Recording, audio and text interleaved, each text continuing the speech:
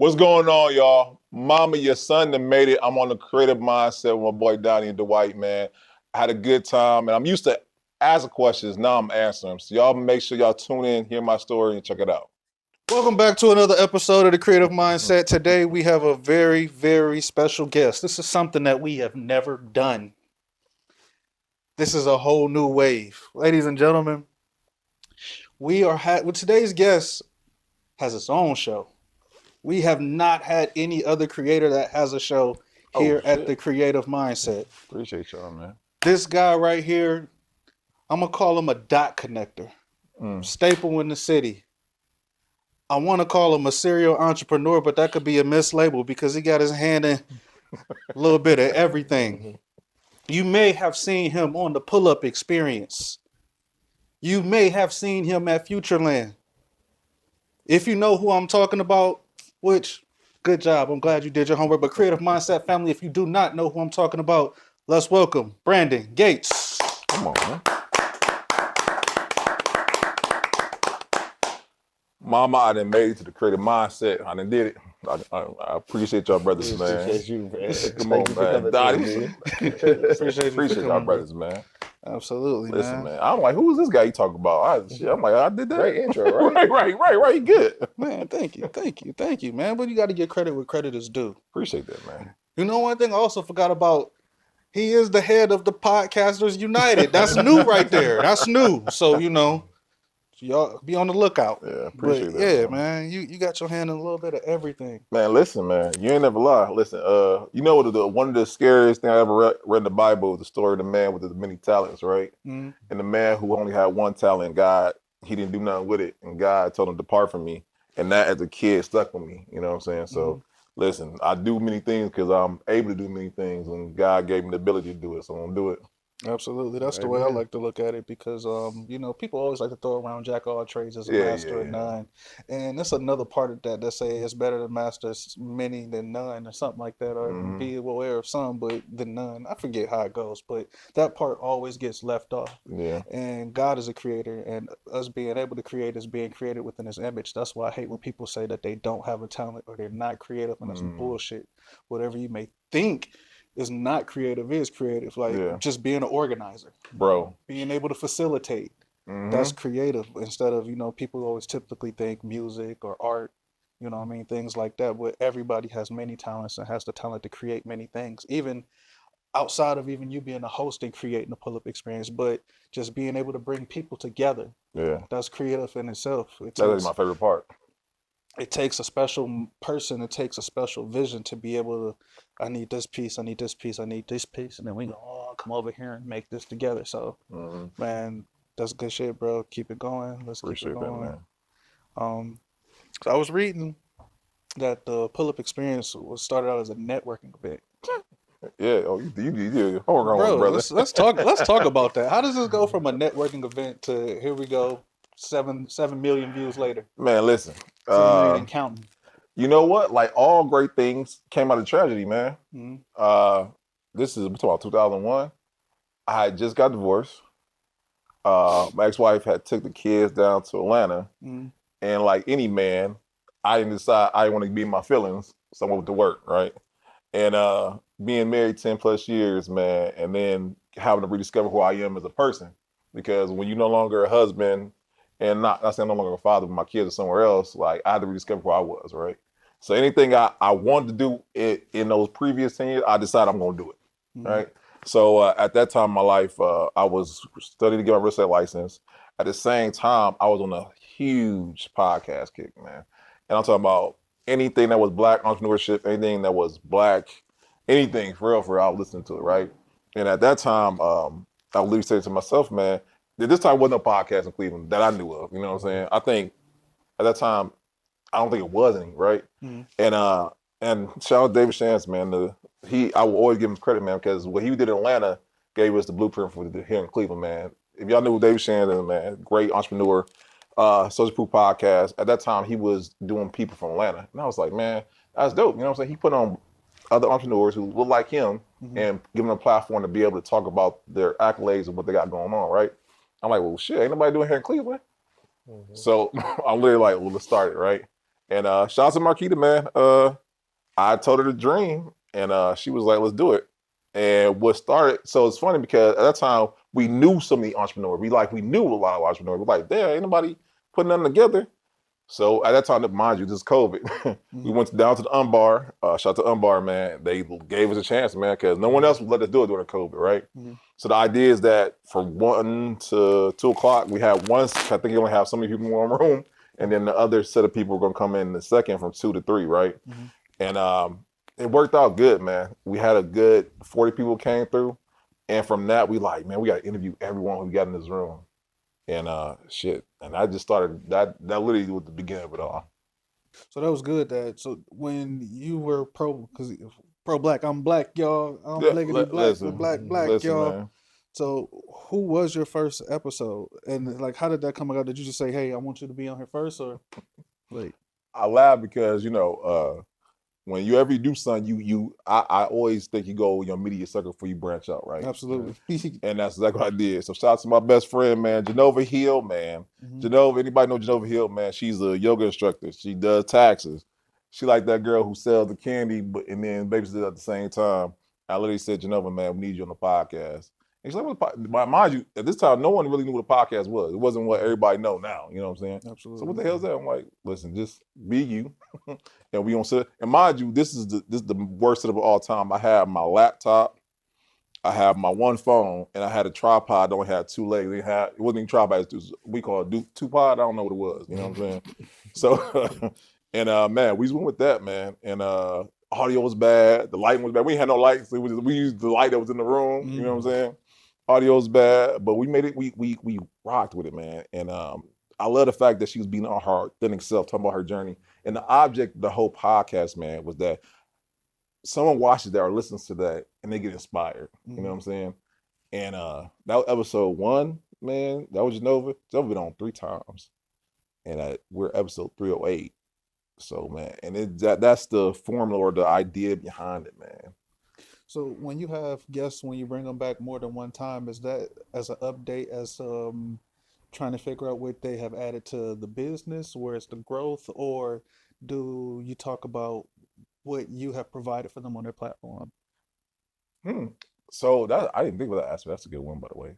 Because I like that one. I don't say that one. But Daddy been on twice. You know what I'm saying? But every time we have someone come back, it's more so like, okay, from last time we seen you, what have you embarked on now? You know what I'm saying? And just the progression, because like we all know entrepreneurship, there's levels to it, right? Absolutely. You didn't hit this goal, so now you on to the next thing, or you didn't hit what you told you were gonna do last time. Now what's the next move or not? And like I said, I always believe that I wanted someone to watch our episodes in the school, like it has, because what year you graduated, Donnie, man? 07. 07? 06. See, 05. And mind you, when we was growing up back in the day, entrepreneurship was white people. I'm not, no offense. We didn't think about entrepreneurship. Back in the day, it was get a good job at RTA or at the gas company and you good, you know what I'm saying? Right. So my idea was that I want young people to watch it and be like, okay, I see he's doing this thing, I can do it too. So that's the mindset. That's interesting that you said that, because I only my entrepreneurship. You know who my motto was? Who? Dame Dash.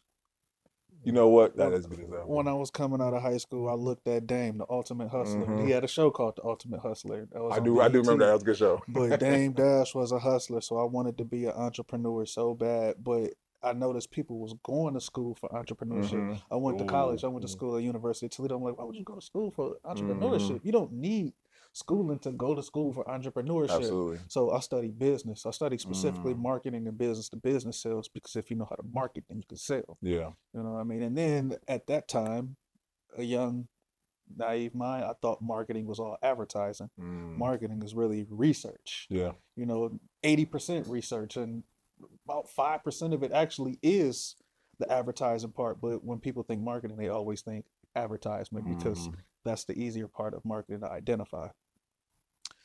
With you getting your real estate license, and then you doing the pull-up experience, how are you balancing that? Shoot. Listen, man, like I said, at that time I was divorced, so I'm single. You know what I'm saying? My kids they only come around for the summertime. I had a free time, man. A lot of free time. And this is the realest thing about it all. I eventually went start going to therapy about 2 years later, but at that time I'm not thinking about therapy. And see, we as men, we don't know how to regulate our emotions, so we go to what we know. You know what I'm saying? Sometimes we go to the gym, sometimes we throw stuff at work. I happen to throw myself into, you know what I'm saying, something new. So I mean, my balance, there was no balance. It was like, all right, I don't want to feel right now, so I'm going to work on this project right over here. I'm going to edit this video right now. You know what I'm saying? So there was no balance, man. I feel like a lot of our guests always has this emotional upheaval out of COVID, That's and wild. it sparks growth. Um, like our society culturally was on the precipice of change anyway. It's just everything that was going on politically at that time, right before COVID. So when it happened, everybody did a lot of introspection. I feel like you coming out of that and you saying like you being more innovative to deal with things. Like you said, trying stuff new. How do you continue to challenge yourself? Because I know, after a while, just doing a show, you get into your routines. It's sometimes it may become more like work than not if you're not making adequate amount of money off of it. Yeah. And you over investing or however that you may feel. So how do you keep yourself, inspired? That's a good question, by the way. So this is year 5 for us, right? You think at 5 years you be like, damn, we done. And it's funny because I get around other podcasters, they be like, you know what I'm saying, like, well, what keeps you going? And I always say the same thing, like, until there's nobody left in Cleveland to interview, we gonna keep going. You know what I'm saying? And like on some real stuff, I watch these interviews of Kobe Bryant, Michael Jordan, and like these dudes are passionate about what they were doing, right? And like, if anybody talk to me, like you gonna find I'm passionate about what I'm doing. I love hearing these stories of these entrepreneurs, these creatives, these innovators, these people who overcame, and it motivates me. It keeps me energized. You know what I'm saying? And my hope is that it's doing the same thing for someone else. So for me, that's one of the things keep me motivated, and then to keep things new and fresh, like locations. Like we just got, so I can say this on here. This is the first time I'm gonna say it. We got a podcast studio now, right? And that new location, and now with the new location, I'm like, we got to revamp things. So maybe new logo, new equipment, new, just a revamping of things. Because now people, what I'm saying, they know of us, but how can we keep their attention? So now we're trying to get creative about how, okay, maybe we should add segments. Now maybe we should do mini series now. Maybe arc 8 episode arc on just I did one a little while ago. I did one called Healer Season where I talked to entrepreneurs and about how entrepreneurship helped them heal during their times, of emotional distress, you know what I'm saying? And that I liked it. And that kept me being creative. I'm like, this is something no one done before that I know of, and it's helping me. You know what I'm saying? I know I was a little selfish on my part, but learning how you got through something can help me too. Right. So keeping new projects, doing new things, and then the stuff about it, people might rock with it, right?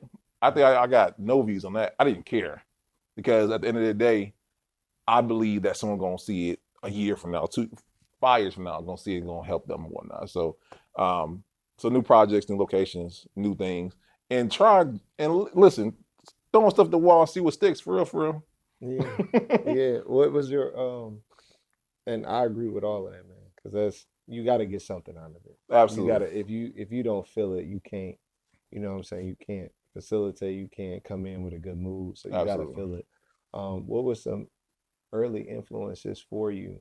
I just want to backtrack a little bit to see what was some early influences in terms of media for you, because I feel like you was in like the precipice of your maturation process. You know what I'm saying? How you were saying you was consuming a lot of black media. Yeah. And making sure, like, I'm black. I'm a man. You know what I'm saying? Securing yourself. What were some early influences, even for you, just to confront people and be like, not confront people, but interact with people and say, hey, can you come on my show? Let's work together. Because you got to be collaborative to do all these things. No, that's real. When y'all was talking about Dame, I immediately thought of Hov. Yeah. I was like, who is my entrepreneur I follow? It was Hov. And shout out Donnie, man, because every time I talk to Donnie, man, I got to pull my dictionary out, by the way, man, because he hear you word. I'm like, dang, what Donnie talk about, man? No, man, that's a good question. I mean, so a lot of different things with that, right? David Shan's off top, and thank you, Lord, because I got a chance to interview David Chance. And at that point, I was like, shoot, I could stop doing podcasts. Because I feel like if you get a chance to sit down with someone who inspired you to do what you do, you've done it, right? But off top, David Chance, man, because he was literally not even just he would do what I want to do, but the style of how he podcasts, how he interview. I seen I was like, I like that. You know what I'm saying? He's not, you know what I'm saying? relaxed. Very relaxed, you know what I'm saying? He's very calm. He ain't being embracive. He's not hitting you with tweets from '05. He like, you know, he's trying to, he's talking to you in out of the talk, out of what he's saying to you, it's flowing. I like he's naturally flowing. And I seen it, I was like, that's dope. Right. David Shands, Breakfast Club, man. I know we all grew up with Breakfast Club, you know? Yeah, absolutely. You know, and I don't think people recognize that Breakfast Club was so revolutionary for its time, because these are 3 black people who are interviewing the president of the United States, right? That they weren't celebrities at the time. These were like everyday people in my eyes at the point. Because I'm like, I don't know Charlamagne the Guy. I don't know DJ Envy. I don't know who Angela Yee is. These are regular people talking to people who of stature. And it showed me that, one, being in proximity of other, you know, quote unquote celebrities or whatnot, or people influence, can elevate you, right? Yes. But then 2, that is a skill set. Like, not everyone can interview people, you know. Not everyone can sit down with a person and, you know, listen to talk. Some people just want to talk and don't want to listen, right? Yeah. And understand the skill set behind that. So Breakfast Club, David Shands, and then, you know what I'm saying, I know I'm pro-black, but I had to watch how the other side was doing, for real. I don't know if y'all watch what's the one girl? Oh my goodness, I can't remember off the top of my head, but she Who's Your Daddy? Who's Your Daddy? Yeah, we all get a chance to check her out, man. Little white girl, she's doing her thing. Listen, and she does segments, and it's all. So I watch, and I watch different podcasts to get, you know what I'm saying, get inspiration. You know what I'm saying? She does it differently than all of us. You know what I'm saying? And why is it that her podcast? I think she's one of the top podcasts in the world. And I had to see why that was, and she's doing her thing, and it just shows you the different styles of podcasting. And this is another thing I learned about podcasting, man. People think of podcasts, think about all this. Podcast to me is just literally you as an individual entity, corporation, influencer. You're owning your media, because a podcast could be you in your room with a mic and a camera doing your thing. Not this. You can do however you want to. People put this mind frame or this framing on podcasts when it can be whatever you want it to be, but you make it to where it works for you. Yeah. So here at the Creative Mindset, we like to talk about mental health. That's like our thing, where we talk about how you do what you do, ups, downs, the ebbs and flows of life, and how you continue to stay motivated even in those ruts. And well, I ain't gonna say backtrack, but you said something that stuck out to me. It was that segment that you had created. You said it didn't even get any views. Did not. So for people who are out here that are listening, who want to be podcasters, or who want to have their own show or have a platform where they're talking or just interviewing other people, talk to us about that process of overcoming that, knowing that you put it out there because you said, you know, someone's going to see it. Yeah. Talk to us about that process. How do you rebound and then pivot to continue to keep going? Because that was your first one. Yeah. It's not going to be the last one. Oh, not at all. So talk us through that process and the mindset of keeping going and knowing there's going to be some good out of that. No, I appreciate that. So at that point that we were on episode 200, right? And like, just like anything else, sometimes you get stagnant. Sometimes you like, I got to do something new. And at that time in my life, man, I think I had just broken up with my girlfriend, so I was going through it, man. I was full on drinking, like hard, like I was texting her, calling her, like, "Come on, girl, stop playing," right? Marvin's Room. I'm talking about full Marvin's Room, bro. I was in it was bad. It was bad, and I don't get that way, so I know I was tripping, right? So I'm going to therapy or whatnot, and like therapy was cool, you know what I'm saying? But I like, you know, getting other people's perspective on things. So at that time, I called my boy, shout out to Daz, man, my brother. I'm talking to him, and I'm talking to him about, because he's an entrepreneur himself, right? He told me about, you know, some of the things that he had gone through and how he went through it and what helped him in that moment. I was like, that's somebody to hear this, man. And I told him pause. And what people don't know about me, I always keep the equipment on me like a gun. I'm like, I got it on me. I'll be right back. So I go to the car, grab my stuff, man. And I pulled it out and got the lights, got the camera. I'm like, man, just say what you said one more time. And I at the time I recorded it for me, but I'm like, someone needs to hear this, man. And I asked him for permission, like, you mind if I upload this? Like, no, go right ahead. And I I did it, and I'm editing. And by the way, like, not only do I record it, you know what I'm saying, shout out to Steve, you know what I'm saying, and me and Steve recorded, but then I'm the one who edited it, right? So I'm editing it and I'm playing it back. I'm like, oh, like I'm hearing it, and it's like these are nuggets that someone needs to hear, and not just men, not just women, just all people in general or whatnot. And I uploaded to YouTube. I'm like, this is about to go. Nothing.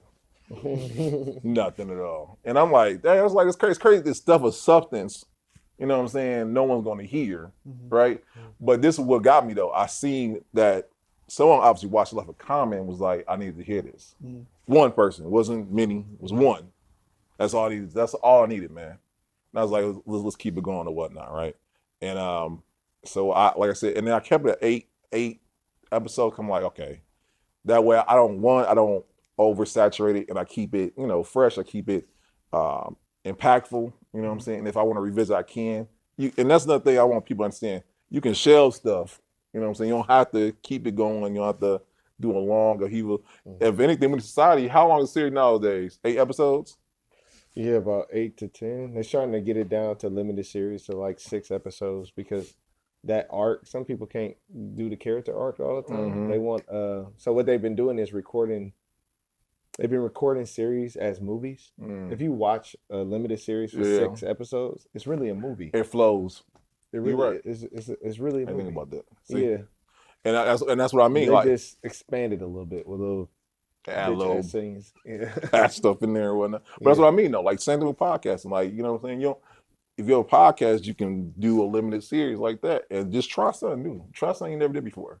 Because like you said, you don't know if it worked. And not just work as far as like on a commercial or like on a platform, say what works for you as a creative. You know what I'm saying?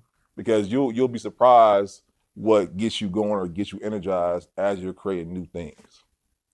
So with you being a businessman, understanding how even like Coke and Pepsi make products that fail, what was your mindset like when knowing like I've built a pull-up experience? So shouldn't this brand hold enough weight for that to be seen? Or did that even cross your mind like that? No, it didn't. No, that's crazy. That never crossed my mind. That's wild. After you just said, I was like, damn. No, I never thought about it that way. I mean, like Pepsi Line.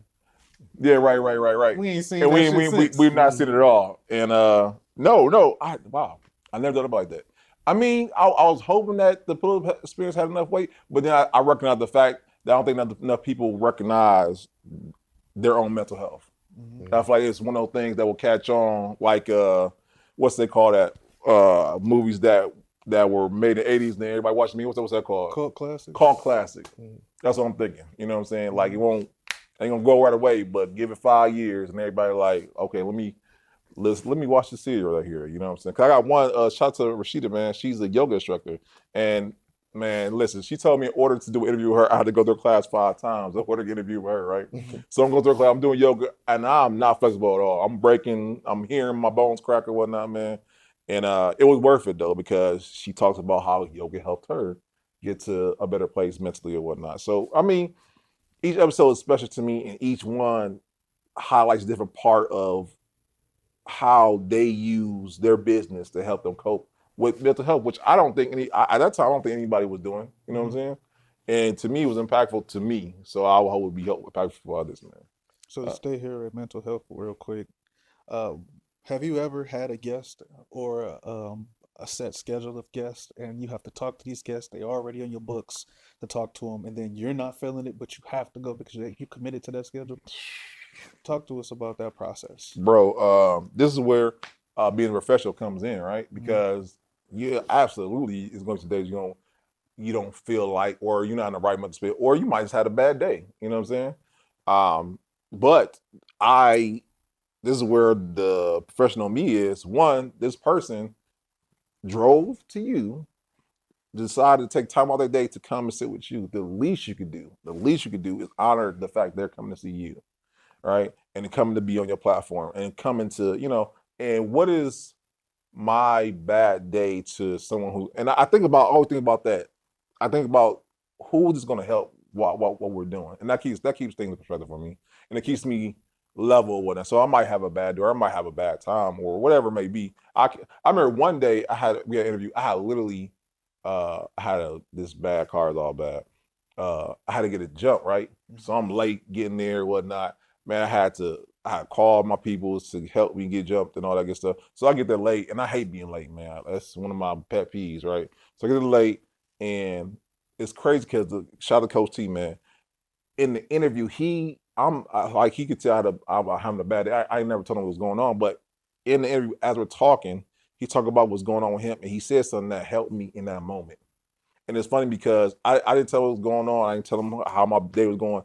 But what he said in that moment helped me. So I'm like, man, I can never not do an interview because I'm not feeling something, because they might have, just like church, man. You go to church, you know what I'm saying? It's always the pastor gonna say something that might hit you.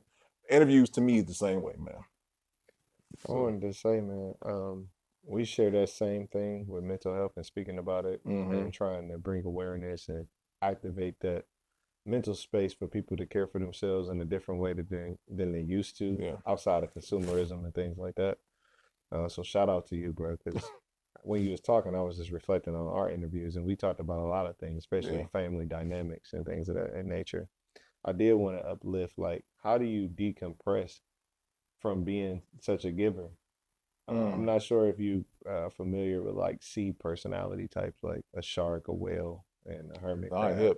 Hermit crabs are like very analytical because they're surface dwellers. They look at everything. They faces directly into the sea floor.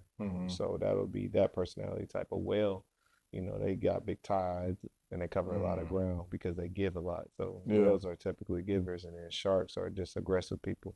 You're more like a whale. You give a lot, you know what I mean? So how do you refill your cup? Do you refill your cup by helping other people? And I also want to highlight, you definitely don't trade your integrity for admiration, and I respect that, bro. Because I appreciate it. Keep doing the stuff that make you feel good because you know that it's positive. Yeah, you know what I'm saying. You putting out something that you want other people to absorb and feel helped and. You know what I'm saying? Feeling the way you felt when you first heard it. No, that's facts. You know what I'm saying? So shout out to you for that. But no, I appreciate that. How do you replenish yourself? How you fill your cup back up? Man, y'all got some good questions, man.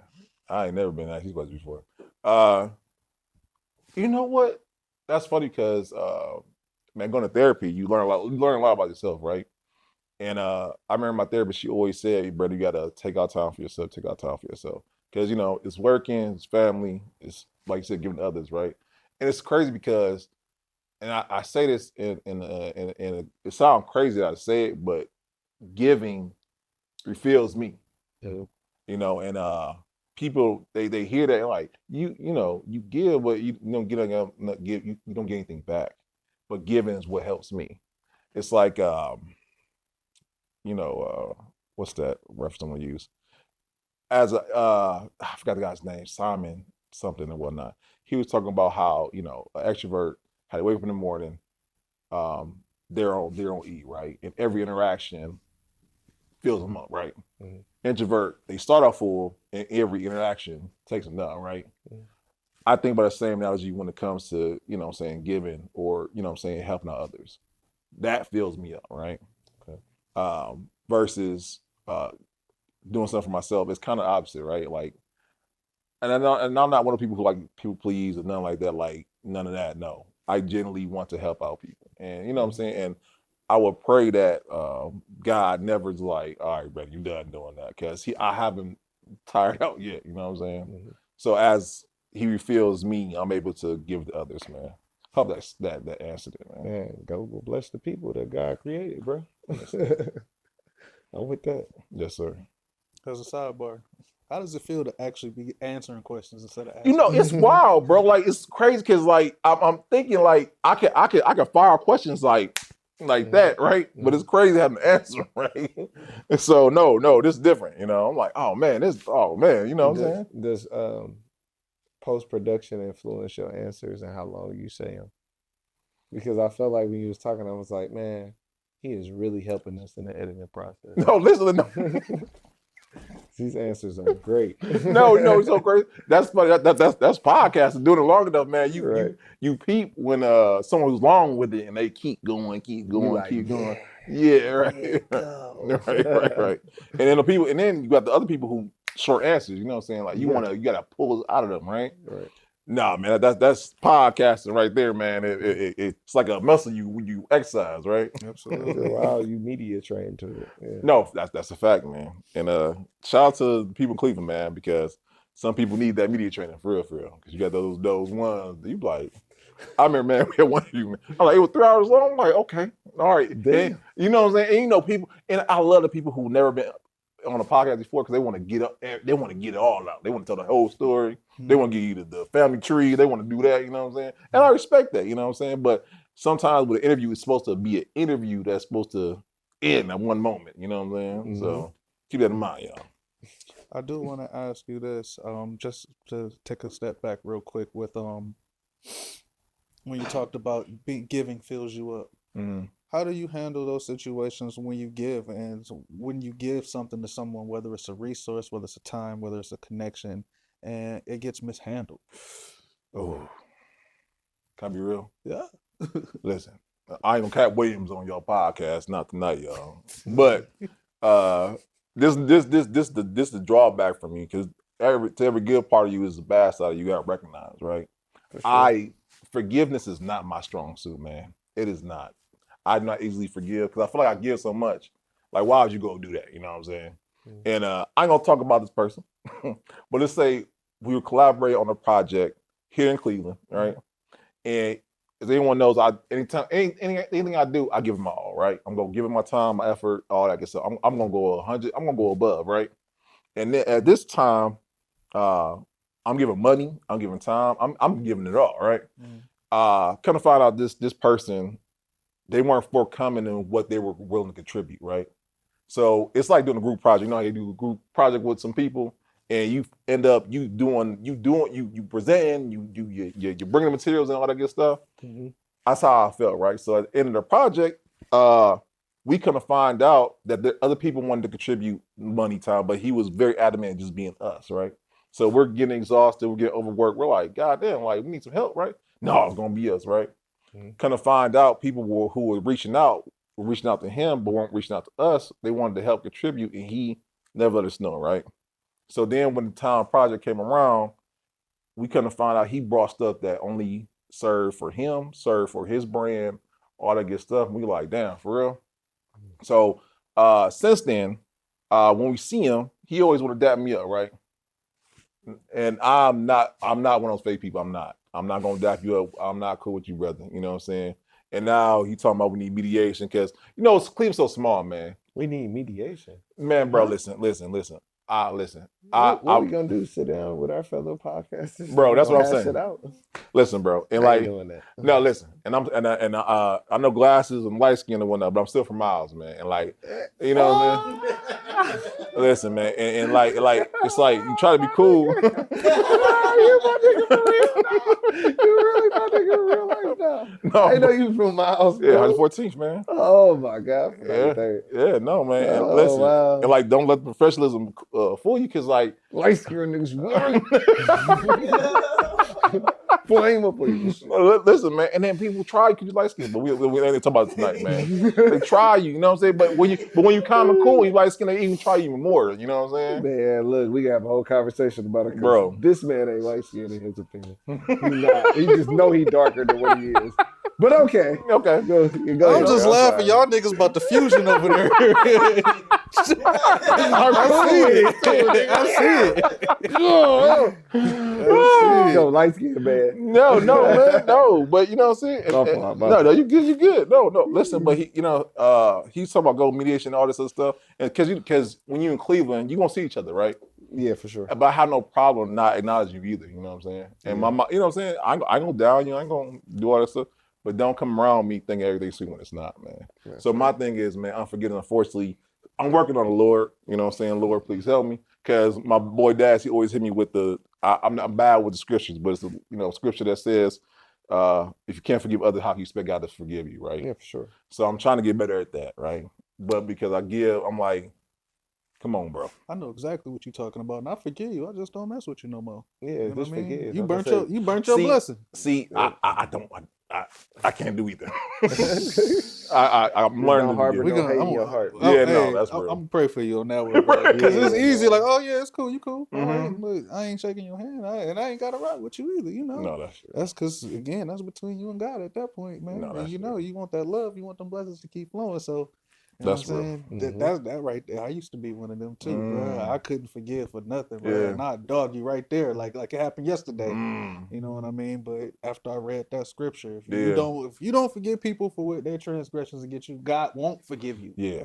And that's scary. You because all you got to do is ask for Him forgiveness. Yeah. He'll forgive you. But whatever you holding against somebody else, you gotta forgive. So say, I forgive you. Exact words, I forgive you, but I don't fuck with you. Yeah. Simple, bro. Now on in a more positive note, because I don't want to spend too much energy on like, man, fuck. Yeah.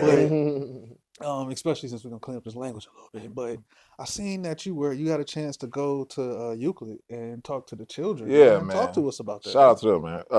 I just sold my house back in January, but I was with Euclid for 10 years, man. And like Euclid is like my second home for real. And I had the honor, man. Shout out to her, man. My barber, shout out to my circle though, because like my barber is my friend, but he also a teacher at Euclid, right? And every time we talk, he just telling me about, you know what I'm saying, his kids, so he teaches entrepreneurship, amazingly enough, right? And he's talking about how, you know, the kids, they get the typical principles, but they don't get something that's creative. And this is the thing that people understand about podcasts, it really is creative, man, because you can make whatever you want. So he asked me, hey, man, you might come out to the school, man. Listen, just come do you know what I'm saying? Because at the time, I'm like, I don't know what to do, her, you know what I'm saying? What you want me to do? Like, do you, and just talk to the kids real quick. So I come down to the school, man, and shout out to the future, for real. Because these kids, so I had a group up in twos, right? Randomly, you know what I'm saying? I did the 1-2, right? I'm like, you with this person, you over here, right? These kids came up with podcasts on the spot. And I'm talking about phenomenal ideas, by the way. Like concepts. One kid was like the life of a student athlete. The one group, they're talking about a podcast about nothing, where it's just them up late night eating like Taco Bell, stuff like that. Talk about like random stuff kids talk about, you know what I'm saying? It was dope stuff. And I each one I'm hearing, I'm like, this I would invest in. I would invest in this because I'm a millennial, you know what I'm saying? I'm not a Gen Zer, you know what I'm saying? But I could see someone watching or listening to this podcast, right? And it was mind blowing because these kids didn't know what podcasts were, right? But they had great concepts and they just need they just need a little coaching or mentoring to get them where they wanted to, man. And it was an honor, man. I'm going back, by the way. And then we got invited to go to Maple, so we go to Maple soon. So now that I think about it, like, we might have something with that for real. And it's just showing me that the future is here. You know what I'm saying? That's fire. So do you ever see yourself poaching from that demographic and those are your interns now? Bro, listen. Or even throwing a contest and sponsoring a show. So I can say this on here. I was thinking with the new podcast, it's this show, cooking show, 24/24, right? Where it's 24 cooks, 24 hours, right? I was like, man, what if we had 24 podcasters and they do these podcasts 24 hours, you know what I'm saying? See if we can do different challenges or whatnot, right? The concept I'm thinking of, right? Don't try to steal that. But you heard it here first. right. But like you said, to get the future, you know what I'm saying? To get them energized and have them creative, just have them come through the podcast deal, man. But I said all I had to say is like, yes, no, I can't say his name, but his name is Biddy, you know what I'm saying? But before all the allegations and all that, you know what I'm saying? What he was doing with making a band, great concept. Now, what he doing was crazy stuff, but it was a great concept. And think about the concept as a whole, he was helping get the artists and the rappers, you know what I'm saying, getting them with different challenges, you know what I'm saying, getting them prepared. I'm like, what does someone do for podcasters? And I was thinking of a podcast school. Bro, I think that'd be dope. Let me find out you about to have some kids walk the Whitmores for a Polish boy. Man, shout out to Whitmore's. Yeah, shout out to Whitmore's, man. It just burned down. Oh, did it? Yeah. I know that. Man, I didn't know either. No, so no, man, listen. And like every time I look up, we're looking for interns, not just interns, but like everyone sees like this part, but they understand behind the scenes, man, the camera work, the lighting, the editing, you know what I'm saying? We're interns for that too, because people, my thing is this is what people understand. I can record a podcast, host a podcast, edit the podcast, and distribute the podcast myself, right? And that's a skill set in itself. It is. And people don't understand that, yeah, it's cool to have a mic and a camera, but do you know the work behind it or whatnot? So like you said, the school is not a bad idea because everyone gets so focused on that, but they don't understand. I was watching the other day, a podcast coordinator man makes $80,000 now. As the people who schedule the people and make sure, people get the water and drink, like these are actual careers that kids are not acknowledging because they want to be in front of the camera, not be part of the whole production itself. So producer turned into coordinator. Yeah. That's crazy. But it is. That's a talent itself. That's a talent itself, man. And it's a lot. People don't understand how many hats you do have to wear. Facts. Just to get it to going, just to keep your stuff going. So bring this around full circle on the pull-up experience. Just a word of advice that you would give to anybody who's thinking about it, and then anyone who's discouraged while doing it right now. Oh man, hit them with the 1-2. Hit the 1-2. Chris Paul said it best, man. Reps replace doubt. We live by that, the pull-up experience. And anybody who's played sports know what that means, right? And the same thing with podcasting. Whatever you do, you keep doing it long enough, you'll get good at it. So if you, on episode 10, most podcasts don't make it past episode, I think, 10, by the way. You know what I'm saying? If you're episode 10, you're like, I'm giving up, you ain't doing enough. Keep going. Keep going. Do it to where you can do it in your sleep. Do it to when you can edit without looking at the screen. Like, do it to the point where they say a journeyman is what, 10,000 hours, something like that, something crazy. You ain't doing enough. Keep going. So if you wonder why not getting views, I remember we were up to episode 80, and at that point I was like, we ain't no one watching nothing. 80 episodes in, right? 8. So you think about that, the time it take to edit it, the time it take to sit down with these people, that was 80 plus hours of our time, right? And no one was watching it. It wasn't until we got to episode, I think 102, when we start seeing views, man.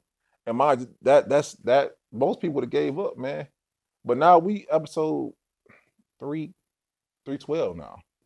And like, it's not saying not any effort, but it's gotta be something gotta be said about being consistent, man. You know what I'm saying? So please be consistent, y'all. This nothing like starting something and not finishing it. It irks me. It should irk you too, because we live in a society where people, they will drop whatever they're doing or drop like happy, man. Don't be that guy or that girl. Keep going. What was that episode for you where you was like, oh yeah, it's worth it? Because over the last year, my number one question I've been asking a lot of creators is it all worth it? And when I say, is it all worth it? It's just like, what you doing? You know what I mean? Yeah. Everybody in this room has been asked, is it worth it though? Is it all worth it? Because, you got what you got to do to get your bread. You got what you're passionate about to make more bread. And then even just being a dot connector, bringing people together, you find yourself tired. You find yourself pulling for time. And they'd be like, is it all worth it? Man, I can say I know the exact moment when I realized it was worth it. Episode 107? 107. Mind you, this young lady didn't have no followers. She had like 300 followers. It wasn't about, and I hate people who do podcasts for clout chasing. Do you? I'm not knocking it. But the episode and this episode in particular was phenomenal because this girl she was excited, y'all. I'm talking about, she called up her mama, her grandmama, her whole family, right? And she's telling her story, and it is a very moving story. She's crying, you know what I'm saying? Like, you felt it, right? We in the middle of the episode, we had you know what I'm saying? We can group hug, you know what I'm saying? It was heartfelt and didn't get a lot of views, but she told all of us, thank you so much. I needed this. I will never forget this. You know what I'm saying? Like, just not saying appreciate, but just like you can feel like you felt that she needed that, and that this is something that, was needed in her life, right? And I'm reading the comments. These are people from her church. These are people from her family. Like, oh my God, I never knew the story. And I'm like, this is worth it right here. Like, if even just all her family, the fact we were able to give her a platform, give her a space, give her something that she can look back on, like, oh, I got to tell my story, and I got to talk about my progression. I got a chance to inspire somebody. To me, it's all worth it, man. You amplifying people's voices. Listen, bro. At some point, did you feel like your voice was suppressed? I feel like my boy. Man, what y'all become questions off top of y'all head, huh? Yeah, I do, man, but bro. I think he do too. He the think we ultimate write too much on rebounder. It's I see like the he. Triangle offense. I mean, see, but it's man. just me and him though. I see, man. I see, man. You know what's so crazy? A little while ago, shout out to the Pink Party, man. I got an award from them, man, for Entrepreneur of the Year, man. Let's clap that up. Yeah, no. God is good, man. And they asked me the question. They asked me the same question, and I remember I got the award, man. The whole Severus Hall going crazy, and I didn't even know I knew that many people, right? The next day, man, I won this award, and the very next day, man, I'm in the therapist's office, and I felt like a fraud, bro. I felt like a straight fraud. Like, who am I to get this award, right? And go back to the question, like I felt like I do a good job amplifying other people's voices, but I don't know if anyone gets a chance to hear my voice, right? And which is not a bad thing. I'm like, how am I winning this award? You know what I'm saying? There's other people who I feel like, not saying I shouldn't, I don't deserve a award, but I'm like, other people who could have got this award or whatnot, right? And I had to think about why did I think that, right? So to answer your question, do I feel like my voice is suppressed? I don't feel like it's suppressed, but I do a better job of amplifying my voice at times too. Which thank y'all, because you know what I'm saying, I don't get a chance to be in front of the camera. Well, I am in front of the camera, but I don't get a chance to answer any questions. But I do a better job of being able to tell my story. You know what I'm saying? Yeah, for sure. So that's the most important because and that was one of the main reasons why I thought it would have been a great idea to have you come here because you do a lot of helping people, you do a lot of facilitating. But what's your story? Because you're telling a lot of people's story, and I'm glad that you even shared that story because I didn't even know that was a thing to where you won Entrepreneur of the Year, and then to say you go to therapy the next day and you face imposter syndrome. Yeah, that's what that is, imposter syndrome. You question and you can think of other people who you felt like would have been a good candidate for that award. Part of it is, it shows in business it's not what you know, it's who you know, but then also what you're doing is not going unnoticed. No, that's a fact, and like I said, thank God for therapy. I didn't realize what the reason behind that thinking was, right? So no, but yeah, it's a real thing, man. And I share this story because like I want someone who's watching this once again to know that you are worthy of these things. You know what I'm saying? Whatever it is that's coming your way, you're worthy of them. Absolutely, that's what it's all about. So tell us, what are you most grateful for? Man, listen, Donnie hit it on the nose, man. I'm grateful for the circle that I feel like we're cultivating the city for real. You know what I'm saying? Podcast United was literally birthed out of me and Latif, who's also a podcast. Shout out to the King Teeth Network, man. We literally said like, there's not one thing about podcasting, man, can get lonely for real. Like you got guests, but don't nobody know what it takes to, you know what I'm saying, set up camera work. No one understands when a guest doesn't show up, you know what I'm saying? No one knows the time and effort it takes to that. But what if you create a support group for that, you know what I'm saying? And we created it and it's going, you know what I'm saying? We got a solid crew, like maybe we got 40 podcasts now. I didn't know there's 40 podcasts in the city. You know what I'm saying? But it's thriving. And that's just one group, man. Like the whole pull-up experience and everyone we had on, that's 312 people we had on the podcast, man.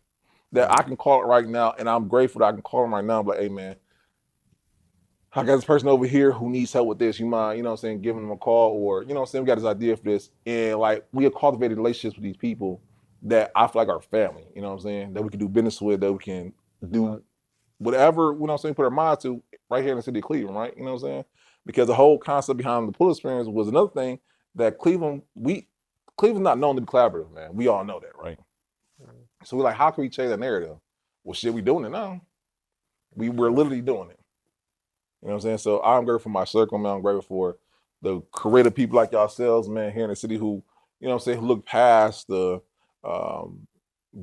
competition. Because like competition is healthy. I'm not knocking that, you know what I'm saying? But like where it's to your own detriment and others, that's not good.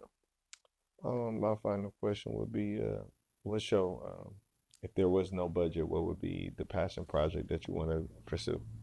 Bro, that's a great question. Documentaries, for real.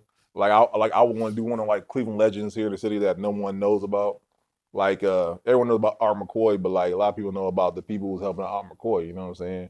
Or you know what I'm saying, the Carl Stokes and all that good stuff. Like if I had a budget, I would be doing that. Like the unknown legends people don't know about that help cultivate the city. You know, I like that.